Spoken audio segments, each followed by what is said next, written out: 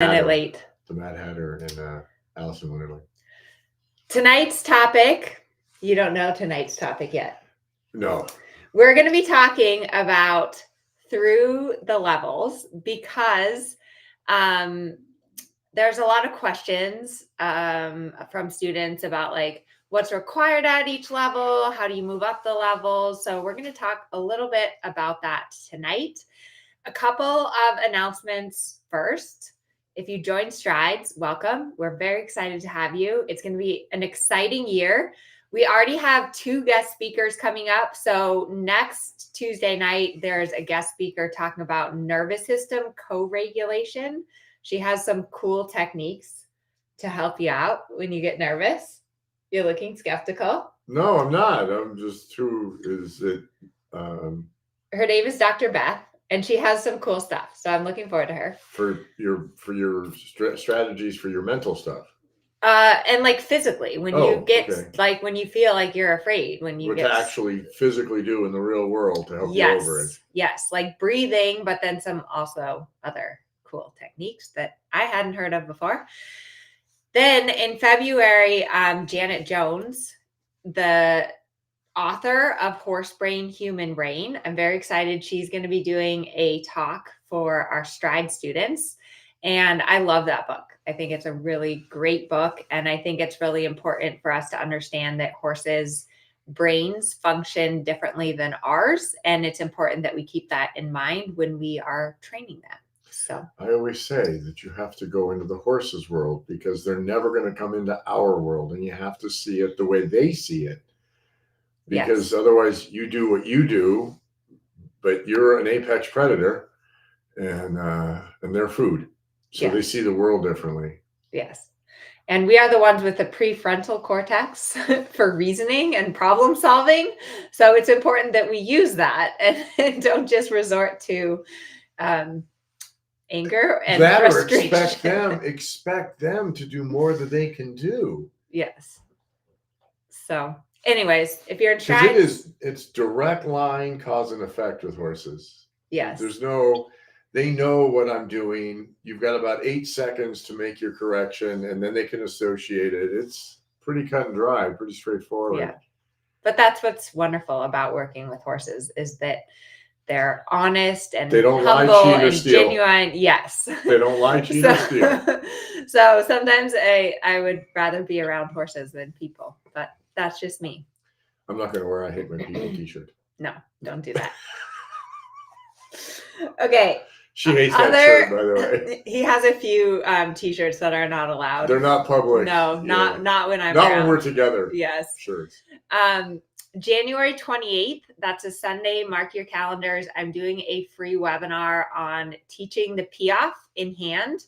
So I'm really excited about that. In the Facebook group, there were a lot of questions from people about I posted a photo of leg lifting.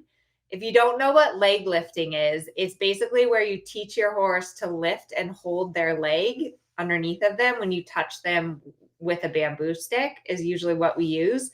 It's basically the precursor to teaching your horse to Piaffe. So I'm not going to answer all those questions yet. I hope you all come to the webinar for that Sunday, the 28th, which is going to be a lot of fun. And I'm going to break down how to train the Piaffe in hand. You've been working your horse in hand. How's that going? Surprisingly well, considering that she's her. And remember when I first got her, I couldn't touch her with a stick. Hell, I couldn't even reach back and pet her on the croup. She double barreled. And so she is really pretty good.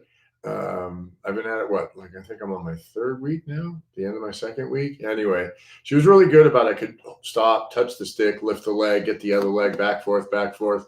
And right now we're sort of going between stopping both hind feet or doing 1-1. Right? We had 1 trot step, and now she's like 1-1 and stop. So it's starting to make some sense to her. Yeah. Yeah. The Piaffe is tricky to teach horses because it really is kind of go and stop at the same time. So it's really important that you break it down and teach them step by step by step how to do it, and that you don't just start forcing them. Like putting a lot of pressure behind and holding them in front. But I'm not going to give away all my Piaffe secrets. You'll have to come to the webinar on the 28th, which is only like 2 weeks away.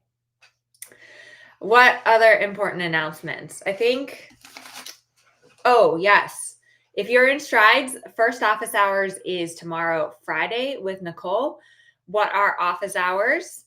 There's a lot of questions. Perhaps you can explain. What are office hours? Office hours are people send in their 3-minute video, and one of the staff at Amelia Newcomb Dressage will go over those videos. Generally, the FEI trainers. That sounds a little bit better than staff. Well, I'm staff. No, you're an FEI trainer. And so there's generally a group of somewhere between 10 and 20. Yeah. Per session, and everybody watches, and we talk about that particular rider for 5 minutes, and then move on to the other one. Yeah, but it's a really fun way, not only for us to give you the one-on-one feedback, but also it's kind of like a clinic. You get to watch the other students and listen to what they're working on and get feedback from them, because we all have more or less the same issues. I mean, every horse is a little different, every rider's a little different, but you definitely learn a lot by watching other riders and hearing their lessons. So if you're in Strides, we hope you'll send us a video and take advantage of office hours. Now to the main topic of tonight, which is through the levels. So let me know in the chat if you are showing, or like, I guess, what level you would say you're riding. So like intro level, training level, first level, third level, pre-St. George. I skipped a few levels in there. We're going to talk a little bit about each level and kind of what's expected at each level. So I should have the test sheets next to me. That way I could really sound like I know what I'm doing. Well, we could pull them up here. So you start. We'll start. Are we starting with intro or? No. Okay. Okay. Someone's riding intro. We have to talk about intro level. You go. What's intro level? It's a way to get into the show arena with very little stress. Yeah, the first two are just walk trot. The third one has some canter, but it's just designed to be very simple and easy, so that you can get some confidence and not have to worry so much about the judge and, oh my God, it's just a simple way to get through the test and without a lot of anxiety. Yeah. And so here's the purpose: to introduce the rider and or horse to the sport of dressage, confirming that they are beginning to develop an understanding of correct basics. Horse should be ridden freely forward in a steady tempo and clear rhythm, accepting contact with the bit. So an understanding of test accuracy and geometry should be demonstrated. And the types of movements that are in the intro test are like very simple, like 20-meter circles. I think you're allowed to halt through the walk, or maybe actually you halt at the end. I think you just trot through the beginning one. I think there's only a halt at the end, and yes, you can walk into it. Yeah. So but very user friendly, I think is the term. Yeah. Okay, so that's intro level. Then after intro level is training level, and all the training level tests have walk, trot, canter.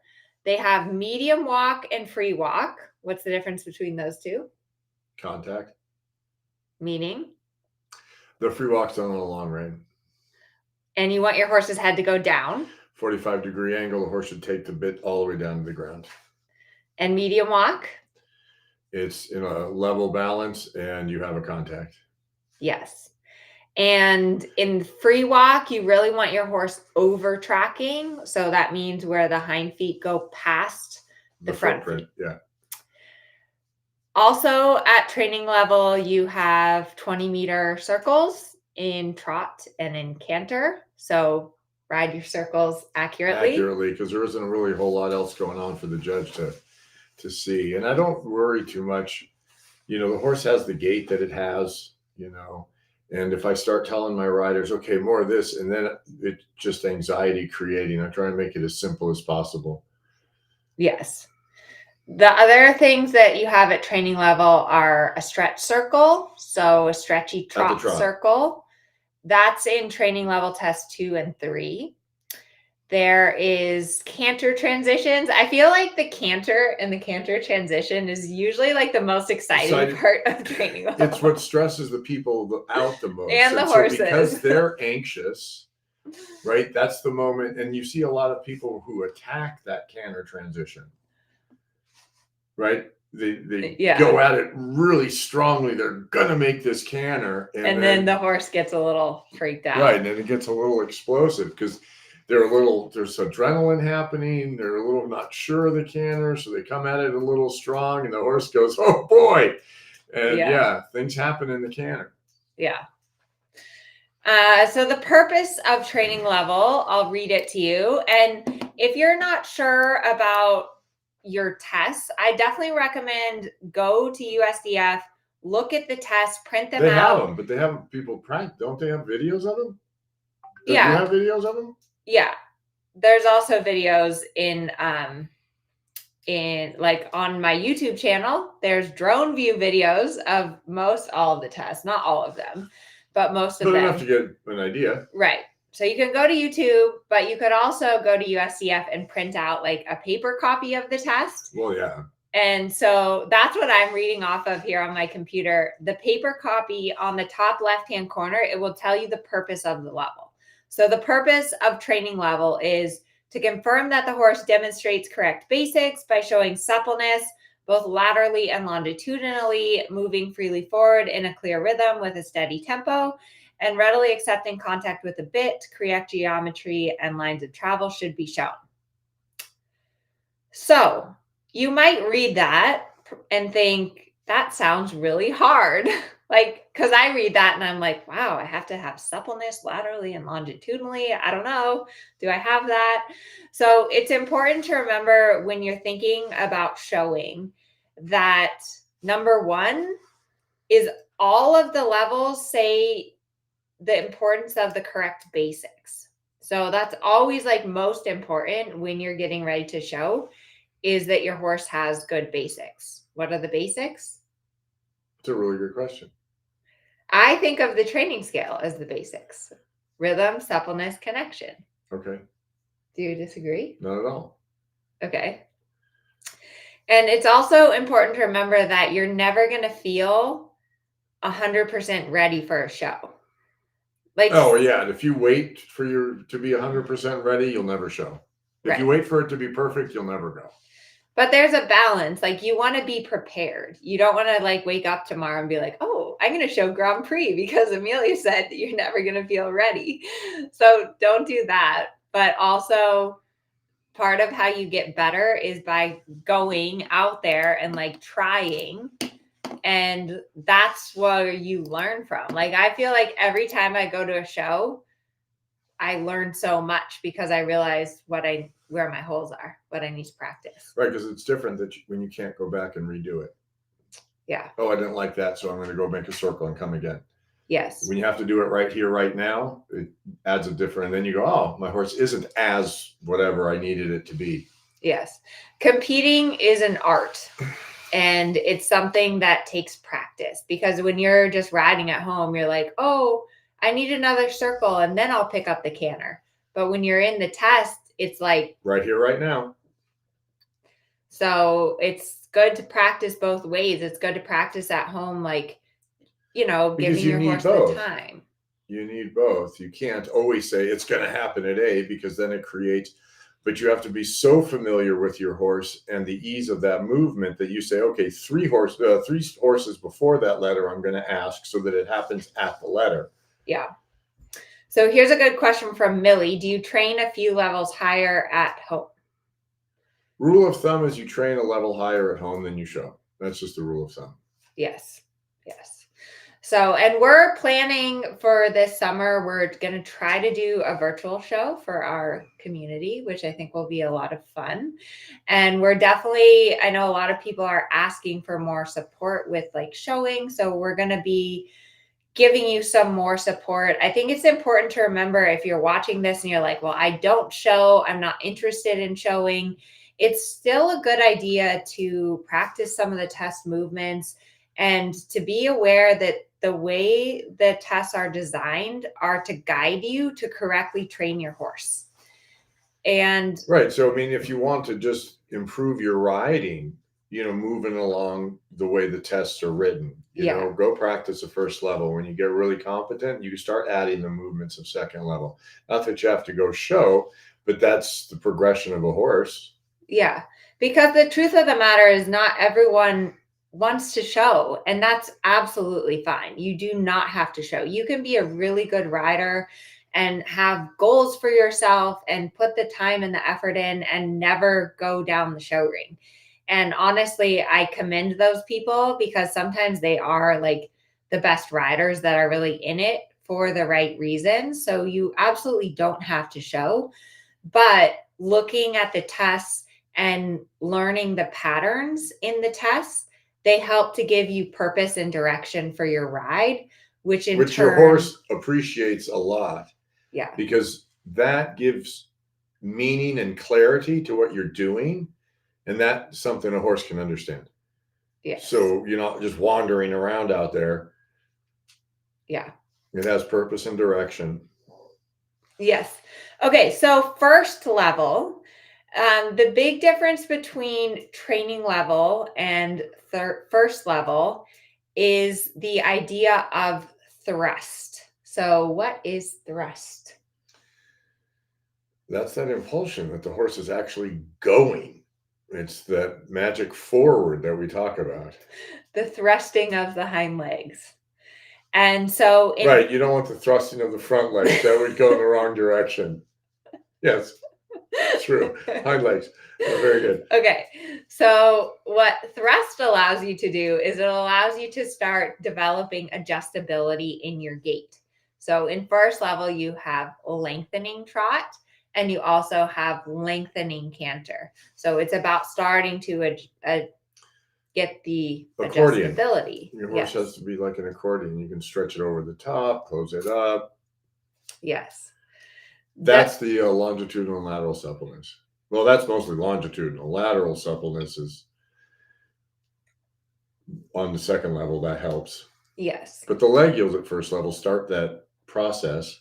Yes. So that's the other big thing that's introduced at first level is leg yields and smaller circles. So in first level, you do 10-meter circles at trot as opposed to training level 20-meter circles. And in general, the smaller circle size is a test of your horse's balance and suppleness. Because they tend to slow down. Or fall off the line, yeah. Or so bring their head up. To keep them on the line in the same tempo is a trick. Yes. So here is the purpose of first level, to confirm that the horse demonstrates correct basics. That's the purpose of every single level. It's all about the basics. The basics are so important, and it's so important that whether you're showing or not, the basics are really what allow you to ride your horse and to communicate with your horse. Rhythm, suppleness, connection. Okay, so correct basics, in addition to the requirements of training level, has developed improved balance, lateral suppleness, and throughness, as well as the thrust to perform lengthenings of stride. And at first level, the horse should be on the bit. So what's the difference between on the bit versus just accepting the contact? There's a softness in the neck and in the mouth, where the other one, he's just holding it and it can be stiff. Shouldn't there also be more of a flexion at the pole? Right. That's what I meant about the suppleness. But yeah, flexion works just as well, right behind the throat latch, so that there's a little giving, a little more submission to it. Yeah. So it's interesting. I feel like moving up the levels takes time, and there's kind of this stigma that you should do. Rule of thumb, year level. Yeah, but that's sometimes doesn't happen. I think That's we've all had horses where you've been stuck at the same level for multiple years. Yep. Even as a professional, that happens. There was and I've had people tell me, well, the horse is 5 years old, it should be doing this. And it was fabulous during one of the events that Carl Hester was narrating, not announcing. He was the color commentator on one of the shows, and he mentioned that. And he goes, and those people who say, well, my horse is 6 years old, have never trained a horse. Yeah. Because there's no, I mean, there's a guideline, but every horse is different. Yeah. And that's what's tricky. You know, we've been talking so much about goal setting, and it's important to have goals, but it's also important to listen to your horse and sometimes reconsider that going slower sometimes gets you there faster, like going back. And Uncle Ed. yes. What did he say? If you let it take all the time it takes less time. Yes. Very true with horses. So going back to the basics, taking care of your horse's mental and physical health, because I mean, gosh, we've seen some horses, especially in Europe, where they're like doing Grand Prix at like 6. And you're like, is that really good for them physically or mentally to be pushed that hard, that fast? So there's definitely a balance. And I think it's important in all of riding not to compare yourself to others, because every horse is different. And every person is different, and everybody brings their experience. Yeah. And their knowledge base. And yeah. It's always going to be different for everybody. And I will just tell you straight up that some horses are a lot easier to train than others. I've ridden a lot of horses, and some of them it's just like easy. Like they just do the thing and they move up the levels and no problem. And then there's other horses that don't, and it's a lot harder for them physically, mentally, whatever. And it's important to remember that the more difficult horses are what make you a better rider. And just because like your friend is doing better than you, or your friend is moving up to the next level and you're still stuck, that doesn't mean that you're a bad rider. There's a lot of factors involved in that. You're just not done yet. Yeah. So second level, what happens in second level? Many wonderful things. We start with collection. And when you get collection, it changes the balance so much because it gets so much lighter in the front that now you can start to do things. Shoulder in, renvers, half pass. Well, half pass actually doesn't show up till third level, but the haunch is in, the shoulder in, and the renvers. But now your horse is starting to become much more mobile. You have walk canter transitions. Yes. You get to go fast. Medium trot. Medium canter. And then come back. Yeah. And there's a bit of counter canter that starts to happen too, where the horse goes, what? How if I give you a flying change instead? Now, see, I think this is true for sure. The horses I've ridden, some like the changes, some will stay in counter canter. And, once the horse learns the change, and then it's like, well, why on earth would I stay in counter canter? This is so much easier. So it's all that fun stuff that has to get sorted out, which is really fun. Yeah. So it definitely is a big jump from first level to second level. Yeah, first to second level is a big jump. Yeah. And then it's a big jump to the Prix St. George, and then it's a big jump to the Grand Prix. Yeah. And again, that's where sometimes you get stuck for a few years, and you have to kind of just be okay with that. Dressage is not a sport of instant gratification. And so much of life, especially nowadays, like it's 30 seconds, it's all you get. Yeah, that's all the attention span we have. And we're like scrolling to the next video. So I think that staying in touch with our horses and our training is actually a really good balance. And my first trainer, and it's been proven and talked about ever since, but I heard it for the first time from Tripp, was that when we learn, you climb, you're climbing, then you get to climb the summit, you get to the plateau, and then you're there at that plateau, absorbing. And when you've got enough, then you can start to climb again. And then you can take on, and then it's just, you have to absorb all that. So then you plateau for a while, and everybody does that differently. Yeah. Yeah. So I don't know if that helps. Or sometimes you go down, and that's when it really sucks, because you're like, wow, last week I could do this. I'm getting worse. Yeah. But that's, I always say that training, like the training scale is how we train our horses. And you go from the bottom to the top: rhythm, suppleness, connection, impulsion, straightness, collection. And you destroy your scale and you start over, and you build it up, and you destroy it and you start over. Like that happens like millions of times. And it's all about going back to the basics and then building up. And the stronger your foundation, the quicker you can rebuild your pyramid and move up the levels. So there you go, the learning pit. okay. Is that like the pit of ultimate despair in The Princess Bride? I don't know. I haven't seen The Princess Bride. It's the greatest movie ever. Okay, so The pit of despair. The purpose of second level, so correct basics, accept more weight behind, a greater degree of straightness, suppleness, throughness, and balance are required to perform the movements with ease, and self-carriage. What is self-carriage? I need to do a YouTube video on self-carriage. Except that it is self-explanatory. It's self-carriage. The horse is in balance. It's balanced on over 4 legs. The horse is carrying themselves as opposed to you carrying your horse, basically. Right. Yes. So, I filmed a few really cool YouTube videos today. Did you see me with the GoPro? I saw you with the GoPro on. Yeah, so I got a GoPro that goes on my chest. I used to wear it on my head and it would start to like really hurt my neck. So it's a little bit better on my chest. And I filmed some videos about like using your reins, shortening your reins. Oh, someone on Facebook loves The Princess Bride. It's because it's a fabulous movie. Yes. So we have some cool YouTube videos planned for you. Now, third level. What's the big thing that happens at third level? Flying change. I mean, the half pass too, but the flying change is the big one. That's the big thing. Yes. And it's always, I feel like, the first time when you're going to go do a third level test and your changes are like still, like you can kind of do that. You go across that half diagonal after that 10-meter circle and you're like, please. There is a God. If I get this flying change, I'm convinced there's a God. Yeah. You mean that moment? Oh, yeah.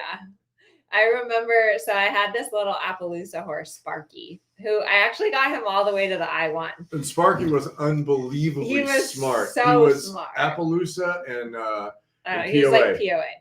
But Appaloosa and POA and not the most willing thing. No. And I remember like warming him up for his first third level test, and I was doing all my like canter walk, canter transitions, and I was just like, I just pray that when I'm in the ring that he actually does a flying change. And I think he did them both. So sometimes you get lucky and the stars align. Sometimes you don't. I think that at third level, so the way that I kind of gauge is that you definitely want to feel like you can get a clean change left and right at home. I don't know what percentage of the time. Like safely 90. I was gonna say like 70. Right. I mean, it's not going to be 100%. When you do your first third level test, you're not going to have 100% confirmed change. Otherwise, you never go out and do it. But you definitely want it confirmed enough that you don't like freak most your horse of the time out. I don't know. It depends on a lot of things. But every single horse that I've taught the changes to, the first third level test, you're just kind of like, you just don't know how it's going to go. You could go in there and it could go fine. You could go in there and none of the changes happen.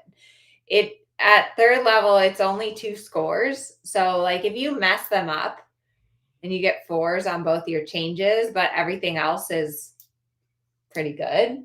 I mean, you're not going to get like a 40%. Yeah, you won't be suicidal. Yes. Yes. So you can still feel like, all right, whatever. I missed the changes. Not that big a deal. Yeah. They're coming. Yeah. But flying changes are definitely a tricky movement to teach.